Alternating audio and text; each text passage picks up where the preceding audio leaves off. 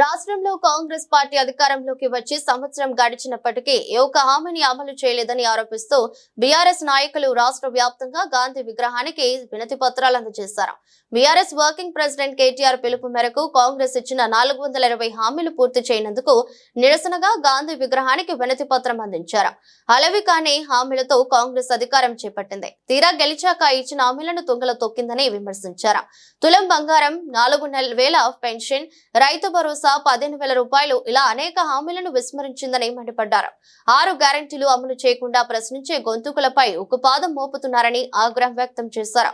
ఇచ్చిన హామీలు నెరవేర్చాలని ప్రజల తరపున పోరాడుతున్న బీఆర్ఎస్ నాయకులపై తప్పుడు కేసులు పెడుతున్నారని విమర్శించారు. ఎన్ని కేసులు పెట్టినా పేదల కోసం బీఆర్ఎస్ పార్టీ పోరాడుతుందని స్పష్టం చేశారు. మీడియా మిత్రులందరూ నమస్కారం. తెలంగాణ రాష్ట్రంలో కాంగ్రెస్ ప్రభుత్వం ఏర్పడి ఈ రోజుకు 420 రోజులు అవుతుంది. యాదృచ్ఛికంగానో ఇంకో రకంగానో తెలియదు, కానీ కాంగ్రెస్ పార్టీ తన పేరుకు తగ్గట్టుగానే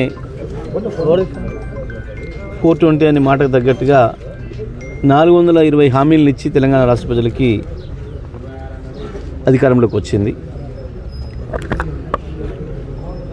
ఒక్క హామీని కూడా ఇవాళ పూర్తి స్థాయిలో అమలు చేసి ప్రజలలో మన్నన పొందిన పరిస్థితి లేదు. కనీసం ప్రయత్నం కూడా చేసినట్టుగా కూడా కనపడే వాతావరణం లేదు. కేవలం పోలీసులను అడ్డబెట్టుకొని అణిచివేసి కాలం గడిపేద్దామనే పద్ధతుల్లో ఈ ప్రభుత్వం యొక్క ఆలోచన కనబడుతుంది.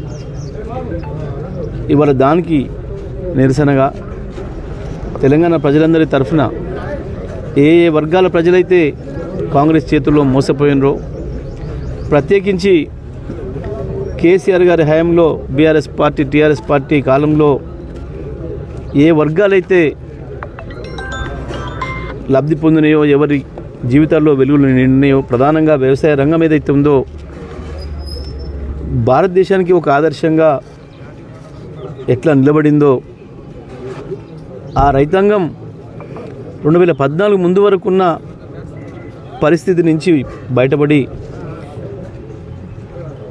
అన్నమో రామచంద్ర అని చెప్పి అడుక్కునే స్థితికి తెలంగాణ రైతాంగాన్ని నెట్టిన గత ప్రభుత్వాల ఆలోచనలకు భిన్నంగా కేసీఆర్ గారు ఎవరు ఊహించని విధంగా వ్యవసాయ రంగాన్ని భారతదేశానికే ఒక ఆదర్శంగా తీర్చిదిద్ది రైతాంగం మంచి కోలుకుంటున్న సందర్భంలో, తెలంగాణ వ్యవసాయ రంగం కుదురుకుంటున్న సందర్భంలో దుర్మార్గంగా ఈ కాంగ్రెస్ పార్టీ రైతుల్ని, మహిళల్ని, యువకుల్ని, విద్యార్థుల్ని, అన్ని వర్గాల ప్రజల్ని కూడా మోసం చేసి వాళ్ళని కేసీఆర్ నుంచి దూరం చేసి అధికారాన్ని పొందిన తర్వాత ఇప్పటి వరకు కూడా ఆ వైపు చూపు లేదు.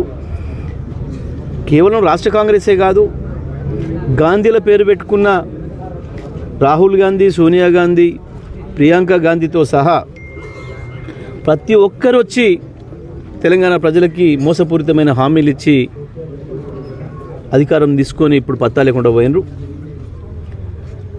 దానికి నిరసనగా